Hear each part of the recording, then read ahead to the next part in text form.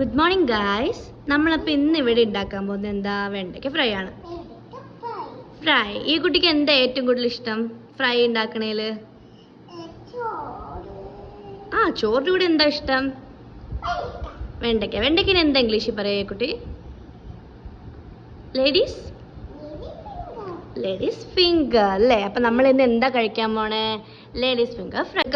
വെജിറ്റബിൾസിന്റെ പേരറിയാൻ പറഞ്ഞേ.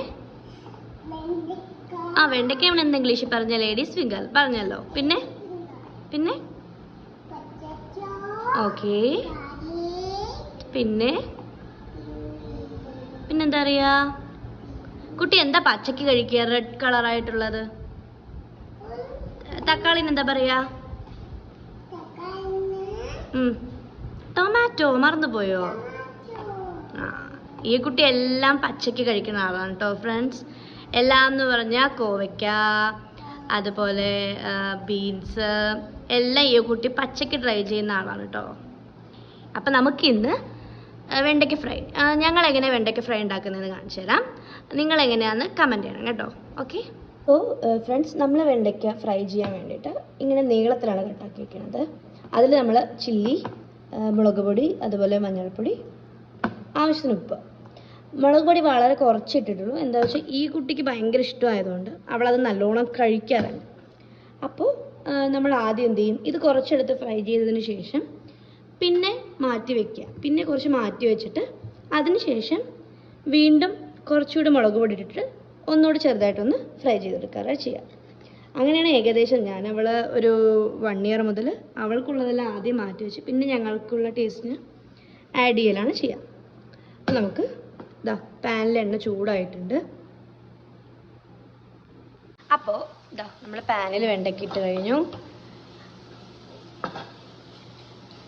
നന്നായി ഒന്ന് എണ്ണ ഒഴിച്ച് വെണ്ടയ്ക്കൊക്കെ ഇട്ടിട്ട് നന്നായി ഒന്ന് ഇളക്കുക.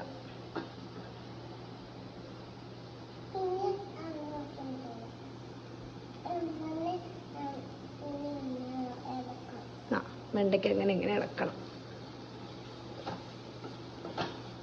അയ്യോ, ഒരു പാട്ട് പാടിക്കേ. ആട്ടുതൊട്ടിൽ പാടിയ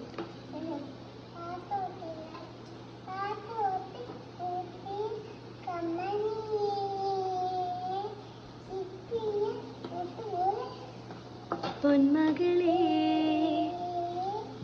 എന്നും എന്നും കിന്നരിക്കാം ഓമനിക്കാം ചക്കര പൊന്നെറ്റിയിലോ പൊട്ടുതൊടാം ഇനി കണ്ണീരൊന്നും വിട ചൊല്ലും നോവും അരികത്തായെന്നും കാവൽ നിൽക്കാൻ വിങ്ങും നെഞ്ചെടുത്തിൽ തിരയാത്താളമില്ല നിന്നെ ഓർത്തിടുവാൻ മതിയാം രാഗമില്ല വിടരും കുഞ്ഞിമുട്ടേ മെല്ലെ പൂവിടു നീ വസന്തം കാത്തിരിപ്പു. Thank you. നമ്മുടെ വെണ്ടയ്ക്ക് സ്റ്റില്ലായിക്കൊണ്ടിരിക്കുകയാണ്.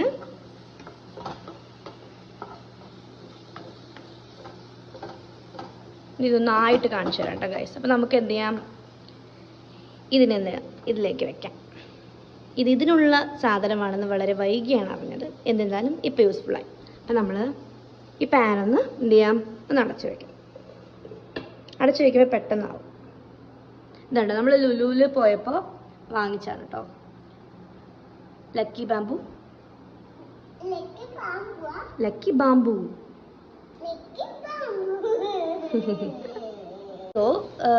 നമ്മളുടെ വെണ്ടയ്ക്ക ഫ്രൈ ആയിട്ടുണ്ട്. അപ്പോൾ ഈ കുട്ടിക്ക് ഒരു ടേസ്റ്റ് നോക്കാൻ കൊടുക്കാം കേട്ടോ. ടേസ്റ്റ് ചെയ്യാൻ ഇവിടെ കൊതിച്ചിട്ട ഒരാളിരിക്കുന്നുണ്ട്.